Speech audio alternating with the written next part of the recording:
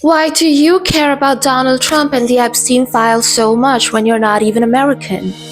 Your state, the government that you elect, has for decades been spreading its American hegemony. So much so that we literally had an entire political science chapter about this back in my school. I know you guys don't believe in gender studies, but you must believe in political science, right? Your state has countless times interfered in numerous regions across the world: Afghanistan, Iraq, Palestine, and Venezuela. And Greenland, of course, how could we forget that? The imperialist state of America wants the world to follow it as an example, such a great democracy that it is, and it spreads its influence through political connections, economic trade, and of course, media. Hollywood and all these American sitcoms that we watched growing up.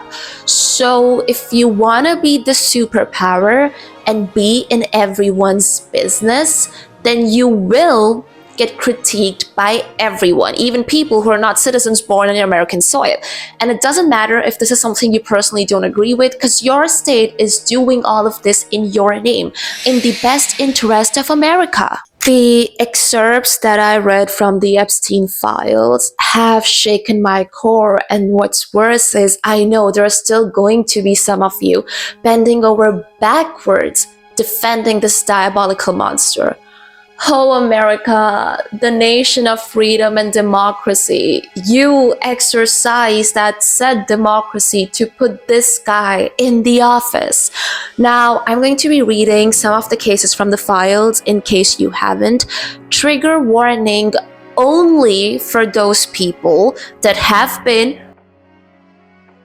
survivors, and reading these cases could trigger the PTSD. For the rest of you, please read and listen. I don't care if it's emotionally too distressing. I don't care if it ruins your morning. I don't care if it makes you lose your appetite. It is this ignorance of ours that's enabling such atrocious behavior. And here's the thing. If only thinking about such vile acts is making you feel this unease, think about the survivors. The very few of them that we have, because a lot of others were. Think about them for whom this trauma was a lived reality. Okay, going on to the first case. Online complainant reported she was a victim and witness to a trafficking ring at the Trump Golf Course in California, 1995 to 1996. Complainant reported Ghislaine Maxwell as the madam and broker for clients of whom included Epstein, Robin Leach, and Donald Trump. Complainant reported participating in that some girls went missing, rumored to have been, and at the facility. Complainant reported being threatened by Trump's then head of security that if she ever talked of what went on there or who she saw, she would end up as fertilizer for the back nine holes like the other. The second case, Donald Trump, the president, had parties at Mar-a-Lago called Calendar Girls.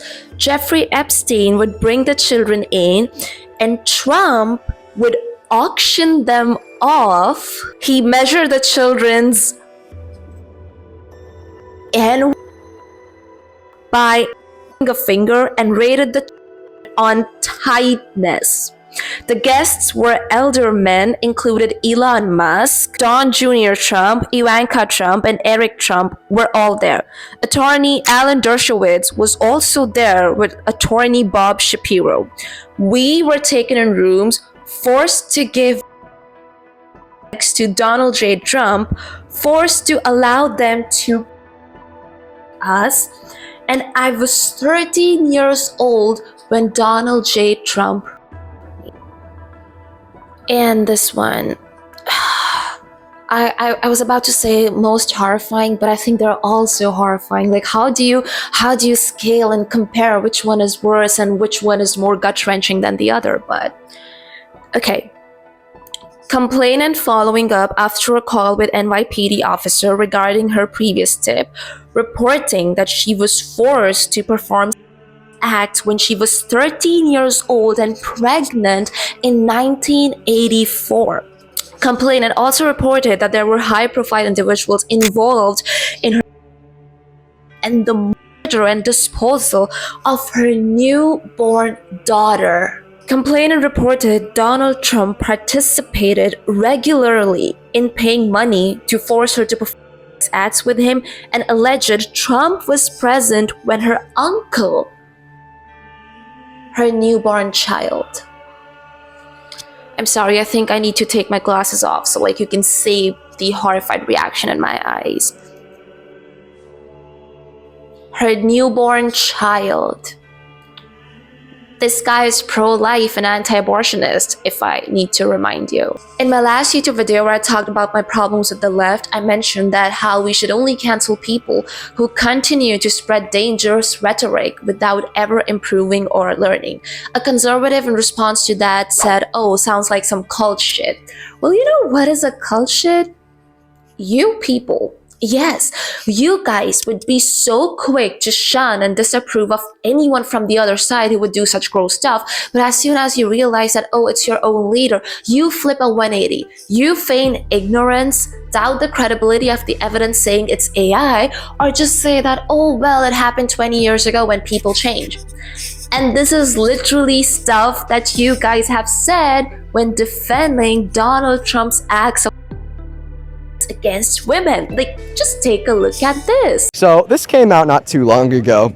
It's the fact that Joe Biden's a 10-year-old girl. I almost want to vomit when I think of the sex.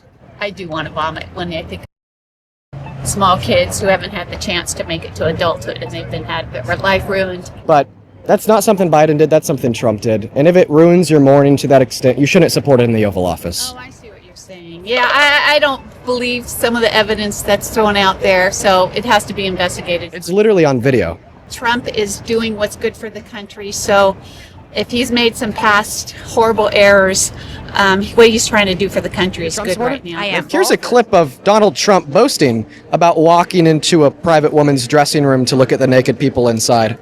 We say hello with vagina. What you could also say is the owner of... Well, and everybody plays stuff and they can make it seem like it's something different. Listen to it. I'll tell you the funniest It's not AI. Because it came out in 2005. Okay. Well, that was 20 years ago. People change all the time. That was 20 years ago. But now you're saying... We got to go to dinner right now. But you're saying that because it happened 20 years ago, you're okay with him, but you just said it. And now we're talking about him repeatedly and impregnating a 13-year-old and then her newborn baby. It's infanticide. Do you guys see how ridiculous this is? You hail this man as this Christian leader in line with Catholic values, and wait, you know what? No, actually no. A lot of you guys do express online how Donald Trump is not the best example to represent Christianity, yet you guys still voted for him and are continuing to still defend him. Or even if not defend, at the very least, you're choosing to not address the Epstein files at all and being silent about all these grave offenses. This is cult. This behavior is cult. And do you see the malarkey of hailing this guy as this pro-life anti-abortionist when he hasn't just babies, but a lot of teenage young girls? And the fact of the matter is that all of you until now, or I guess some of you even now, are probably like, oh, what happened to guilty until proven? This guy was close friends with Epstein. He has been to his parties, his house, his mansion. There's no way when you are this close friends with a guy running business and having parties that you're unaware of these acts. At best, you know what's happening, but you choose to do nothing, and so you enable it. At worst, you participate and become complicit. And the thing that continues to disturb me is when you look at the aesthetic of the Epstein house. Like, look at this statue of a child bride dangling onto a rope.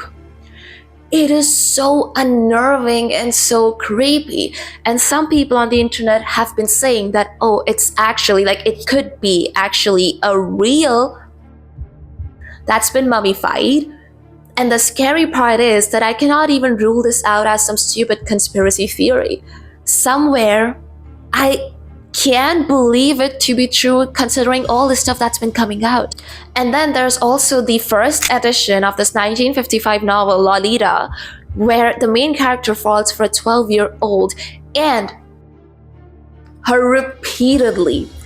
And to think that it's the first edition. Okay, so those of you who don't know, first edition is usually the first batch of a novel that gets printed. So throughout the years, novels go through a lot of changes. Their cover could change, some part could get redacted or retconned, some part could get censored, abridged, and all that. But the first edition is literally the first batch that enters the market. Therefore, it's highly sought after by collectors because it's seen to be the original edition that's accurately representing the author's ideas, the artist's art, their work, without any editing or any censoring or any redaction that would happen in the years to come by. Like, they are seen as the original, untouched, truly the sentiments of the author without any filtering. So getting the first editions is actually really hard, and usually people who are willing to sell them for a very hefty price. Like, it's already horrifying that you have this novel here enhancing the aesthetic of the house, but when you look at the details, the lengths these people went to create this breeding ground of sin and to indulge themselves in their sick fascinations, it is unnerving. It is so unnerving. And this is why, quoting Ruben Mavic, we need to get this orange-haired down. Ruben Mavic is a 22-year-old German volunteer medic who was serving in Ukraine. He recently gave an address at the 5th Global Peace Summit at the United Nations Conference Center in Bangkok, Thailand, and I was lucky enough to be present at that conference, and this is how he had described Trump at that conference. And a lot of delegates shared his sentiment, including me. There were some others who thought that it was not the appropriate way to talk about this and he should have opted for a more politically correct language. Well, you know what I say? Fuck it. We don't have time or even the luxury to be politically correct and to think about, oh, how do we call this psychopathic, or without calling him a psychopath. Like, considering all that we have seen in the Epstein files come out, we literally don't have the time to be politically correct. Like, the clock is ticking. There's only 85 seconds left until midnight, and I'm talking about the Doomsday Clock. And oh, please, before you right fingers go on and say that, oh, it's fear-mongering, this clock was created in 1947 by scientists at the Bulletin Board of Atomic Scientists, with Einstein and Oppenheimer as one of its foundational figures. So Einstein established the first board of sponsors and Oppenheimer was the first chair. So there was a group of scientists that were developing nuclear weapons for America around the time of World War II. As the scientists began to realize their government's motives of like using these nuclear weapons against other nations, and as they started realizing the massive destruction that can be caused by these weapons, they began to write petitions asking their government to discard the project, or at the very least to do a demonstration of the nuclear weapon in like an empty, clear, big space field, and then just use that demonstration, like the demonstration of that deadly power, to deter Japan from attacking US. But of course, that did not happen. And Nobel Prize winners like James Frank were also part of this petition. But of course, that did not happen. America indeed used the nuclear weapons on the prefectures of Hiroshima and Nagasaki in Japan. And after these scientists saw the deadly mass destruction caused by these weapons, they created this clock called a Doomsday Clock. So the Doomsday Clock tells us how close we are to an apocalypse based on the current nuclear threats, climate crises, and impending wars between countries. The board of sponsors constitute of numerous Nobel Prize winners, and there are 18 experts who constantly consult these board of sponsors when setting the Doomsday Clock. These 18 experts who set the Doomsday Clock come from very diverse diverse backgrounds. Like they have backgrounds in policy, in military history, in atomic science and nuclear science. And right now, the Doomsday Clock is the closest to midnight that it ever has been in history.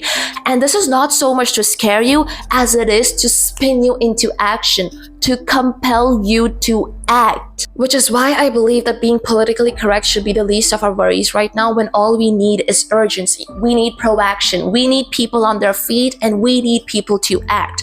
And in order to rewind that Doomsday Clock, we need this orange-haired to be brought down. Of course, a lot of other people too, but this guy is the main character right now. And you know, another thing about the Epstein files. So, okay, I want you to take a look at this video here. And if you have already seen this video, then you can skip to this timestamp shown on the screen right now. This one's in Thailand. Been in Thailand before. Beautiful. Beautiful. Beautiful. What comes with the island? There's a small villa here. You could practically build this villa. There's building space. Yeah, there's Do the islands come with the children, or are the children? This island does have a small school. There are children. Okay, so I don't know if that's. Yeah.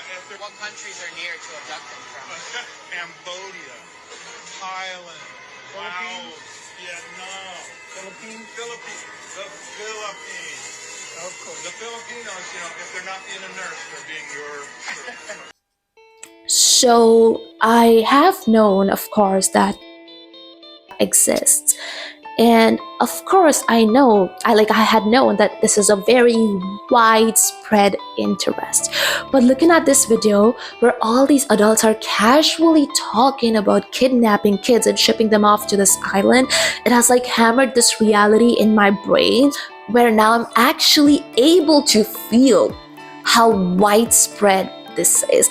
And it is sickening. And what I'm about to say right now, some of you may know, others, you know, like it might be a revelation to you, but the adult female beauty standards are rooted in the culture. This obsession with adult females to have baby smooth skin, their face with this youthful glow, and like their skin with not a lick of hair. These are all prepubescent. I repeat, prepubescent features. And I had of course known this for a long time, but I had just accepted this, saying that, oh, like beauty standards are what they are. But now, looking at the gut-wrenching fascination of these sickos with young little girls, I can't help but feel that me adhering to these beauty standards is playing into their sick fascination. And the worst part is that I know, even after I've said this here right now, I would still make sure that my armpits are shaved when I wear a dress, that my legs are shaved when I wear a skirt, and that I apply all the vitamin C and retinol to curb and to prevent the premature aging. Let the hair grow, girls. You know what? If I were to ever be a politician, I think this is going to be my campaign. Let the hair grow. But